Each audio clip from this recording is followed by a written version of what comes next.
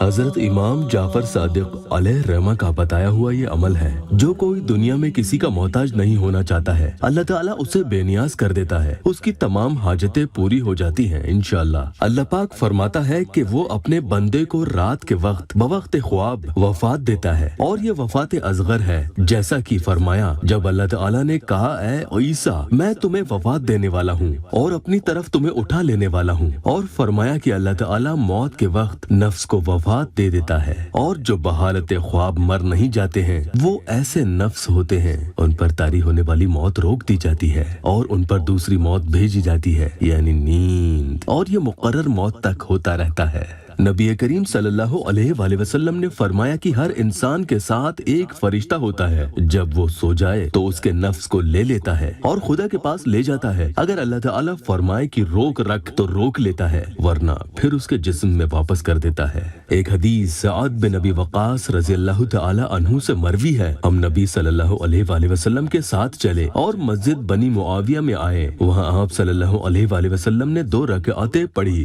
ہم نے بھی آپ صلی اللہ علیہ وآلہ وسلم کے ساتھ نماز پڑھی، پھر آپ صلی اللہ علیہ وآلہ وسلم دیر تک رب عز و جل سے مناجات میں مصروف رہے، پھر فرمانے لگے کہ میں نے 3 باتوں کی خدا سے درخواست کی تھی کہ میری امت فرعونیوں کی طرح غرق ہو کر تباہ نہ ہو اور قحط سالی سے ہلاک نہ ہو اور ان کے گروہوں کے اندر جنگ برپا نہ ہو جائے، تو پہلی 2 باتیں منظور کر لی گئیں اور تیسری بات نامنظور کی گئی۔ میرے پیارو، جابر بن عتیق رضی اللہ تعالی عنہ سے روایت ہے کہ ہمارے پاس عبداللہ بن عمر رضی اللہ تعالی عنہ مقام بنی معاویہ میں آئے، جو انصار کا ایک گاؤں ہے، اور کہا کہ کیا تم جانتے ہو کہ تمہاری اس مسجد میں نبی کریم صلی اللہ علیہ وآلہ وسلم نے کہاں نماز پڑھی تھی؟ میں نے کہا ہاں، اور ایک گوشے کی طرف اشارہ کیا، پھر پوچھا وہاں آپ صلی اللہ علیہ وآلہ وسلم نے کن 3 باتوں کی دعا کی تھی؟ میں نے کہا ہاں، آپ صلی اللہ علیہ وآلہ وسلم نے دعا کی تھی کہ کوئی دشمن میری امت پر غالب نہ ہو اور قحط انہیں ہلاک نہ کرے، تو یہ دونوں باتیں منظور کر لی گئی، اور یہ بھی دعا کی تھی کہ ان کی آپس میں جنگ نہ ہو، تو یہ دعا قبول نہ ہوئی، تو عبداللہ بن عمر رضی اللہ تعالی عنہ نے کہا کہ تم نے ٹھیک کہا،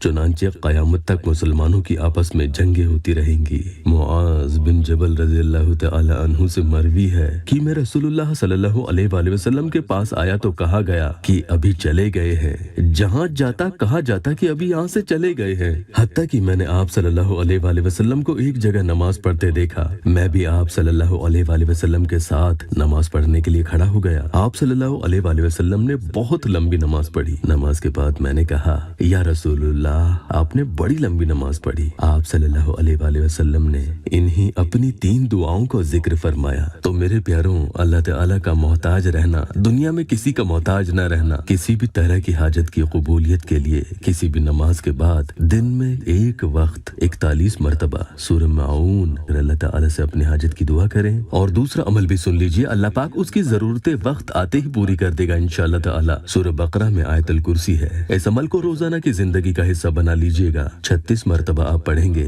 بسم اللہ الرحمن الرحیم، اللہ لا الہ الا هو الحی القیوم لا تأخذہ سنۃ ولا نوم لہ ما فی السماوات و ما فی الارض، یہاں تک 36 مرتبہ آپ کسی بھی نماز کے بعد پڑھ کر اللہ تعالیٰ سے اپنی حاجت کے لیے دعا کریں گے۔